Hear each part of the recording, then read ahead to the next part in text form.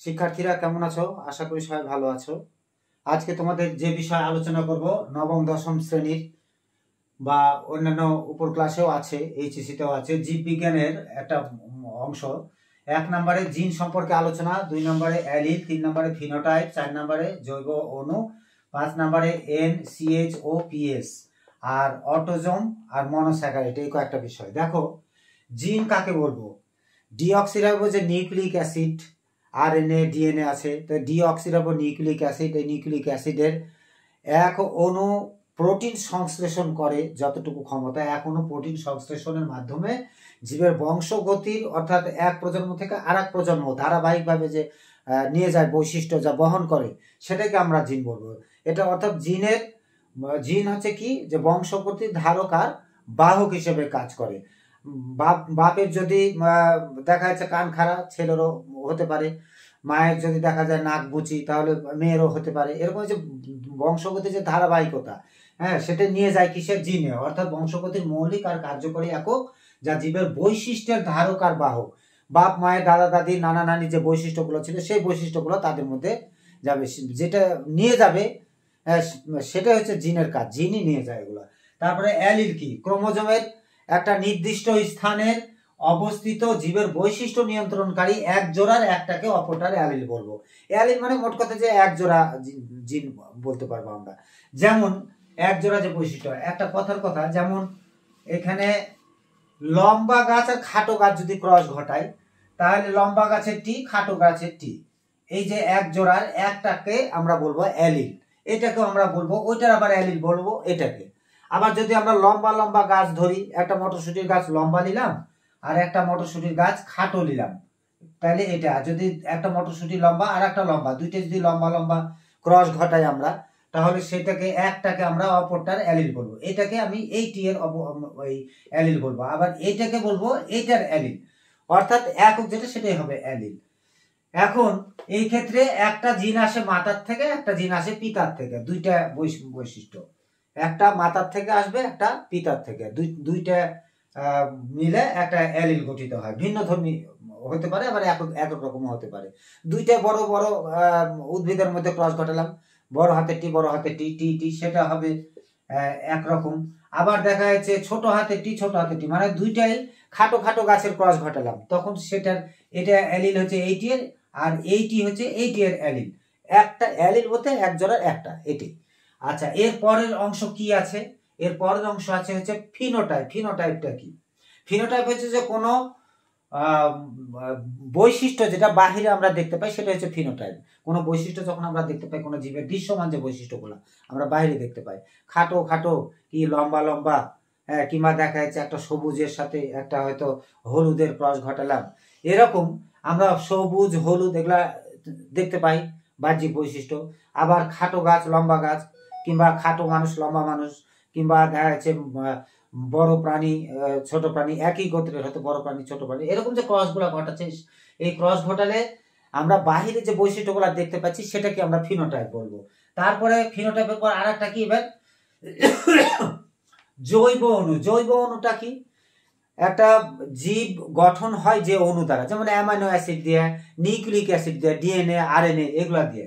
DNA অর্থাৎ deoxyribo nucleic acid, RNA হচ্ছে ribo nucleic acid. তাইলে এই যে জৈব অণুগুলা গঠিত হয়েছে অ্যামাইনো অ্যাসিড। অ্যামাইনো অ্যাসিডের ইয়েটা কি? যেমন অ্যামাইনো অ্যাসিডের গঠনটা দেখো শিক্ষার্থীরা, নাইট্রোজেনের তো 3টা যোজনী অ্যামাইনো অ্যাসিড, NH2, অ্যামিন তো হইলই, এরপরে CHR গেল। এখন এইখানে অক্সিজেন একটা, হাইড্রোজেন একটা, এইখানে আবার একটা অক্সিজেন দিয়ে দিলাম, তাহলে কার্বনের কয়টা হাত? 4টে হাত। এখানে CHR এই যে এখানে দিলাম।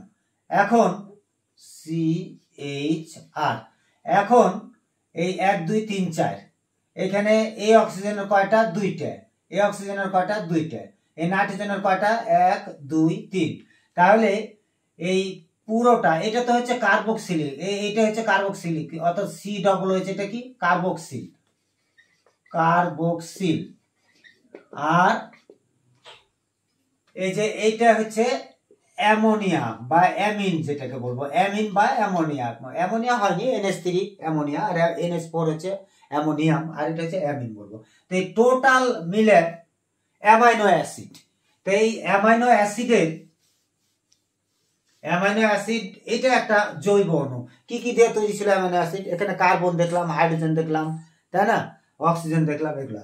আচ্ছা, এরপরে জৈব অণু গেল। এখন NCHOPS বইতে দেওয়া আছে যে চপস, এখানে এনটা মাঝখানে ঢোকানো আছে, কিন্তু আমি এক সাইড করলাম কি যাতে ছাত্রছাত্রীদের মুখস্থ করতে সুবিধা হয়। এন থেকে কি? এন থেকে হচ্ছে নাইট্রোজেন। আর তারপরে সি থেকে কি? Carbon, CARBON, carbon. এইচ থেকে কি? হাইড্রোজেন। তারপরে পি থেকে কি? ফসফরাস। তারপরে এস থেকে কি? সালফার। এস থেকে হচ্ছে সালফার। তাহলে এখানে nitrogen, carbon, hydrogen, oxygen, phosphorus, sulphur. ও অক্সিজেনটা এখানে দেওয়া হয়নি, অক্সিজেন। তাহলে অক্সিজেন, সালফার। তাহলে শিক্ষার্থীরা এইগুলো মিলেই এই জৈব অণুগুলা গঠিত হয়। তারপরে অটোজোম কাকে বলবো? আমাদের দেহে মোট আছে 23 জোড়া হচ্ছে ক্রোমোজোম আছে আমাদের দেহে, তাই না? এই 23 জোড়ার মধ্যে এক জোড়া হচ্ছে লিঙ্গ নির্ধারক, আর বাকি যে 22 জোড়া সেটাকে আমরা বলবো কি? অটোজোম।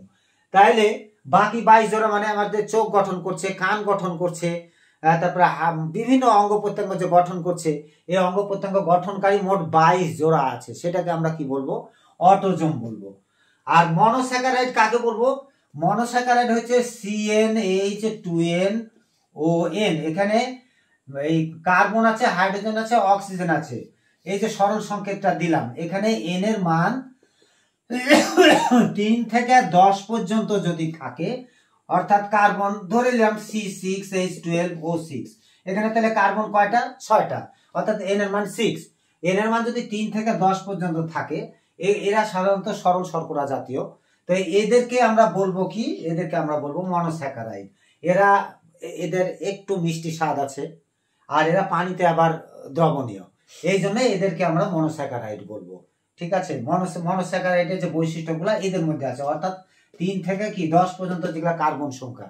যদি আমি C6 না দিয়ে হয়তো C8 দিলাম, তাহলে C8 হলে H কত হবে? ও কত হবে? এই ইয়েগুলো H তাহলে কত হবে? 16 হবে। আর ও কত হবে? 8 হবে।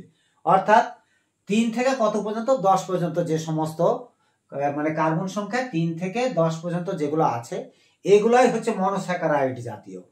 এরা স্বাদে একটু কি মিষ্টি থাকবে, পানির সাথে মিশবে বা দ্রবণীয় হবে। তাহলে ধন্যবাদ শিক্ষার্থীরা।